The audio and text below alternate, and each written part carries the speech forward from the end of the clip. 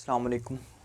My name is Shahzad and I am here again to continue the remaining segment of Sir Syed Ahmad Khan. تو سر سید احمد خان کے پہلے جو portion میں جو ہم نے ایک پارٹ پہلے ویڈیو کا بنایا اس میں ہم نے دیکھا کہ سر سید احمد خان کی بایوگرافی کیا تھی، ان کے سروسز کیا تھیں. آج کی جو ہے اس پورشن میں ہم دیکھیں گے کہ سر سید احمد خان نے جو کنٹریبیوشن یا جو سروسز دیں ان کے امپیکٹس کیا آتے ہیں یا ان کے افیکٹس کیا نظر آتے ہیں. تو سب سے پہلی بات ہے کہ ویسٹرن ایجوکیشن جو ہے وہ پروموٹ ہوئی سب کانٹیننٹ کے اندر. سر سید احمد خان نے جب مختلف انسٹیٹیوٹس قائم کیے، انگلش کو پروموٹ کیا یا مختلف طرح کی جو سروسز دیں، اس کے نتیجے میں ویسٹرن ایجوکیشن جو ہے سب کانٹیننٹ کے اندر جو ہے وہ پرولیفریٹ کر جاتی ہے یا اسپریڈ کر جاتی ہے. سیکنڈ ان کا امپیکٹ نظر آتا ہے ان کی جو ہے علی گڑھ موومنٹ کا، وہ مسلم ایجوکیشنل انسٹیٹیوٹس جو ہیں وہ قائم ہوئے. سر سید احمد خان نے جو انسٹیٹیوٹس بنائے ان کے دیکھا دیکھی اس کے بعد جو ہے مسلم آنے والی جو قوم ہے ہماری مسلمانوں کی، انہوں نے مختلف ایجوکیشنل انسٹیٹیوٹس جو ہیں وہ قائم کیے.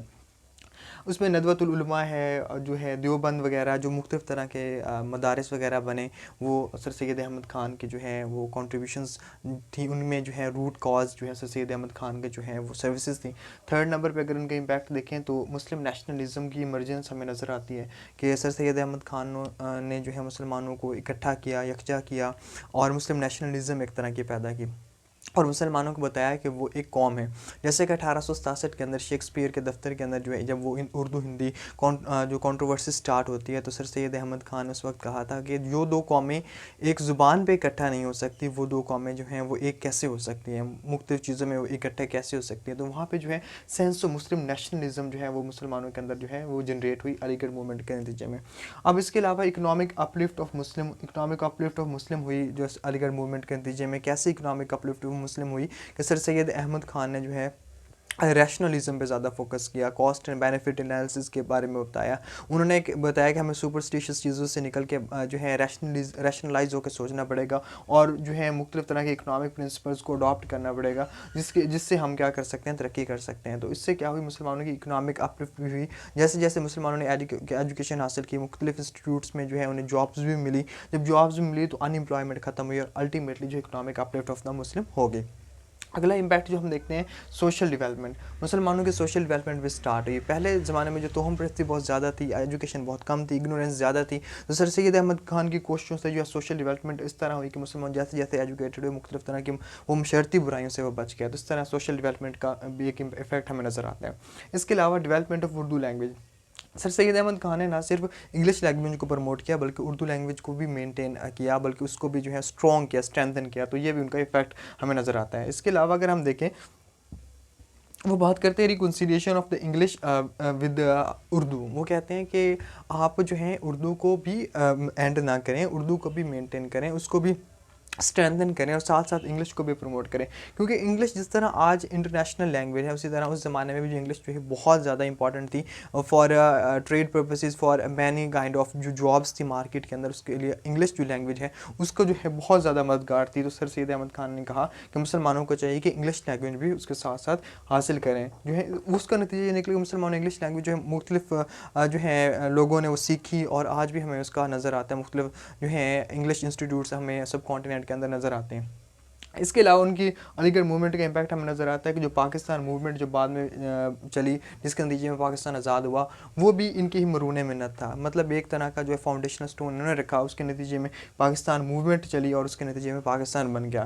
اس کے علاوہ ٹو نیشن تھیوری، جیسے کہ وہ اردو اور ہندی کنٹروورسی کے موقع پر سر سید احمد خان نے دو قومی نظریہ انڈائریکٹلی دے دیا تھا کہ یہ دو قومیں مختلف ہیں، جو ایک زبان پہ اکٹھے نہیں ہو سکتے، وہ مختلف چیزوں میں ایک یکجا کیسے ہو سکتی ہیں. اس کے علاوہ جو ہے safe gardening the rights of Muslim, سر سید احمد خان کی کوششوں کے نتیجے میں جیسے جیسے مسلمان ایجوکیٹڈ ہوئے اس طرح انہیں اپنے رائٹس کا پتہ چلا اور انہوں نے اپنے رائٹس ڈیمانڈ کیے. اس کے ساتھ ساتھ سر سید احمد خان نے مسلمانوں کے رائٹس کے تحفظ کے لیے بھی کام کیا. اس کے علاوہ اگر ہم بات کریں تو ایک طرف تو انہوں نے مسلمانوں کو پالیٹکس سے دور رہنے کا کہا، دوسری طرف سے محمدن ایجوکیشنل کانفرنس کی شکل میں ایک پولیٹیکل پلیٹ فارم فراہم کیا، جہاں سے پھر بعد میں آل انڈیا مسلم لیگ جو ہے تشکیل پاتی ہے اور جو مسلم لیڈرشپ ہے وہ وہاں سے پیدا ہوتی ہے. پھر مسلمانوں نے مطلب اس کے نتیجے میں محمدن ایجوکیشنل کانفرنس کے جب وہاں لوگ اکٹھے ہوتے تھے، ڈسکس کرتے تھے، وہاں پہ ایک جو ہے سینس آف یونٹی پیدا ہوئی. انہیں اپنے معاملات جو ہیں یا روزمرہ جو اشیاء انہوں نے آپس میں ڈسکس کی، وہاں پہ انہوں نے سیپریٹ الیکٹوریٹ کے بھی جو ہے شملہ ڈیپوٹیشن کے اندر وہاں ڈیمانڈ کر دی. تو یہ سارا جو ہے یہ جو ایجوکیشنل فاؤنڈیشن ہمیں نظر آ رہی ہے محمدن ایجوکیشنل کانفرنس کے نتیجے میں نظر آ رہی ہے. تو وہ کس نے اس کی بنیاد رکھی تھی؟ سر سید احمد خان نے اس کی بنیاد رکھی تھی.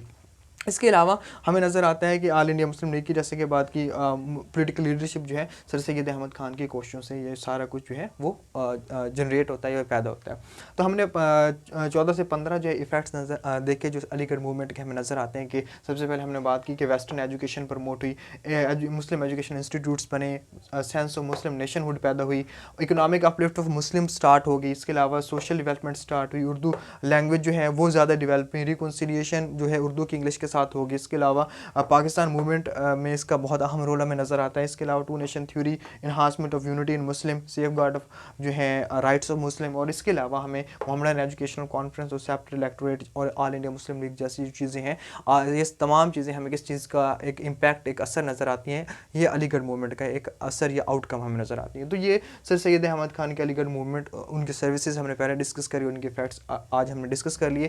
اب ایک اور سوال, انہوں نے ایک آئیڈیا دیا تھا جسے کہتے ہیں ٹرینٹی آف آئیڈیا, جو ایک 3 طرح کی چیز اس میں انہوں نے کہی. کہ ایک کہا کہ الوفنس from politics, devotion towards education and loyalty towards British. 3 طرح کے آئیڈیاز تھے کہ مسلمانوں کو چاہیے کہ وہ کیا کریں, ڈیووشن ٹورڈز ایجوکیشن, کے ایجوکیشن کی طرف زیادہ سے زیادہ مائل ہوں اور زیادہ سے زیادہ ایجوکیشن حاصل کریں. لوائلٹی کس کی طرف شو کریں, برٹش کی طرف شو کریں. کیوں شو کریں؟ کیونکہ برٹش رولر ہیں, اور اگر رولر کے ساتھ اگر آپ کی اینمٹی ہوگی تو وہ آپ کی ڈیولپمنٹ کے لیے کام نہیں کرے گا. تو آپ کو کیا کرنا ہے, for the time being in کے ساتھ یہ لوائلٹی شو کرنی پڑے گی, تاکہ ان کے درمیان اور جو آپ کے درمیان دشمنی کی ایک جو فیلنگ ہے پائی جاتی ہے وہ ختم ہو سکے. اس کے علاوہ پالیٹکس سے علیحدہ رہنے کا جو انہوں نے کہا, کیونکہ پالیٹکس اس وقت مسلمانوں کی لیڈرشپ نہیں تھی, کوئی پلیٹ فارم نہیں تھا, کوئی ڈیمانڈ نہیں تھی. تو ان تمام چیزوں کے نہ ہونے کی وجہ سے یہ ایجوکیشنلی بھی بیکورڈ تھی. تو سر سید احمد خان نے مسلمانوں کو پالیٹکس سے دور رہنے کا کہا. مزید اگر ہم بات کر لیں تو سر سید احمد خان کو کچھ لوگ کہتے ہیں کہ یہ پرو برٹشر تھے, لیکن کچھ لوگ کہتے ہیں یہ پرو برٹشر نہیں تھے. اب ہم اس ڈیبیٹ کو دیکھ لیتے ہیں کہ کیا سر سید احمد خان پرو برٹشر تھے یا سر سید احمد خان پرو برٹشر نہیں تھے. تو سب سے پہلے اگر بات کریں تو سر سید احمد خان, جو لوگ کہتے ہیں پرو برٹشر ہیں, تو وہ یہ کہتے ہیں کہ سر سید احمد خان نے صدر الصدور میں 1857 میں جو ہے سرو کیا, اور جب جنگ آزادی مطلب اس کا اختتام ہوا یا جنگ آزادی ہو رہی, تو انہوں نے جو ہے مختلف طرح کے برٹش پیپل جو تھے ان کی سپورٹ کی, عیسائیوں کی سپورٹ کی, اور انہیں شیلٹر پرووائڈ کیا. تو اور اس کے علاوہ صدر الصدور کے جو ایک عہدہ تھا اس کے اوپر انگریزوں کو سرو کیا. تو کہتے ہیں اس طرح یہ پرو برٹشر ہیں. دوسرے یہ کہتے ہیں, دوسرا وہ پوائنٹ یہ پیش کرتے ہیں کہ سر سید احمد خان امپیریل کاؤنسل کا حصہ تھے 1878 کے اندر, اور وہ انگریزوں کے امپلائی تھے. اس کے علاوہ سول سروسز کمیشن میں وہ ایک ممبر تھے, 1887 میں جو ہے وہ ان کے ممبر بنتے ہیں, جیسے ہم نے پہلے ڈسکس کیا تھا پہلے والے پارٹ میں. اس کے علاوہ وہ ویسٹرن ریشنلزم کی زیادہ سے زیادہ بات کرتے ہیں. اس کے علاوہ لوائلٹی ٹورڈ برٹش کے بارے میں بات کرتے ہیں کہ برٹش کی طرف آپ زیادہ سے زیادہ وفادار ہو جائیں. تو یہ پرو برٹشر تھے. مزید وہ یہ کہتے ہیں کہ وہ پالیٹکس سے دور رہنے کے بارے میں کہتے ہیں, انگلش کے پروموشن کے بارے میں بات کرتے ہیں, اور ویسٹرن ایجوکیشن کے بارے میں بات کرتے ہیں. یہ 8-9 پوائنٹس یہ ثابت کرتے ہیں کہ سر سید احمد خان تو پرو برٹشر تھے. لیکن ایکچولی سر سید احمد خان پرو برٹشر تھے یا نہیں تھے, اس کا ہم کیا کرتے ہیں, کریٹیکل انالیسس کرتے ہیں. تو جو اس کا اینٹی تھیسس ہمیں نظر آتا ہے, جو لوگ کہتے ہیں کہ سر سید احمد خان پرو برٹشر نہیں تھے, تو وہ جو آرگومنٹس پیش کرتے ہیں ان میں سب سے پہلا آرگومنٹ یہ ہے کہ سر سید احمد خان امپیریل کاؤنسل کا حصہ تھے. کس لیے حصہ تھے؟ مسلمانوں اور ہندوؤں کو ریپرزینٹ کرنے کے لیے اس کا حصہ تھے.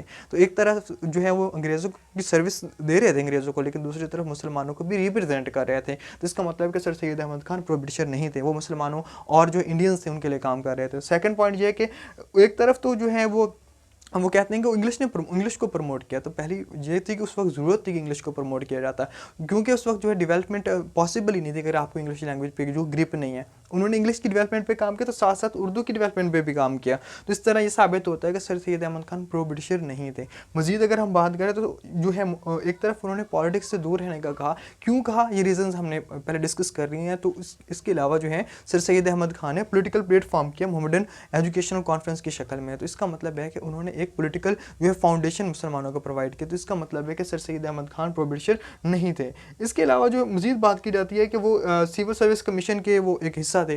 یہ بھی ایک مقصد تھا ان کا کہ to protect the rights of Muslim, کے مسلمانوں کے رائٹس کو پروٹیکٹ کیا جائے.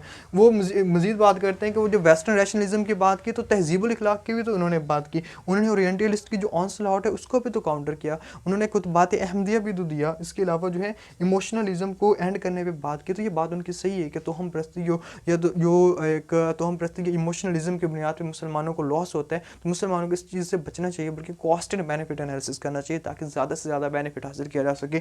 مزید یہ ہے کہ جو ہے انہوں نے سپرسٹیشنس کی خاتمے پہ کام کیا, اورینٹلسٹ کو کاؤنٹر کیا. تو یہ سارے پوائنٹ یہ ثابت کرتے ہیں کہ سر سید احمد خان جو ہیں وہ پرو برٹشر نہیں تھے.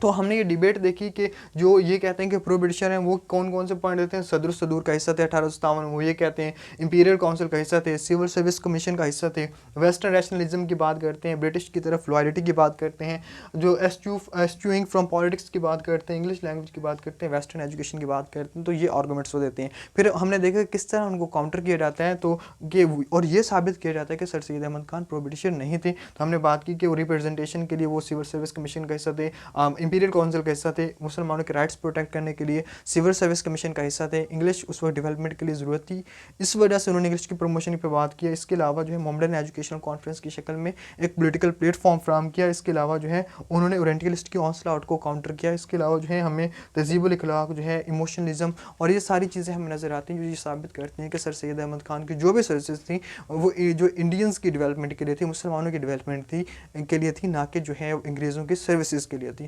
سو دس از all about sir Syed Ahmad Khan. Hope so یہ آپ لوگوں کو سمجھ آ گیا ہوگا. Thank you.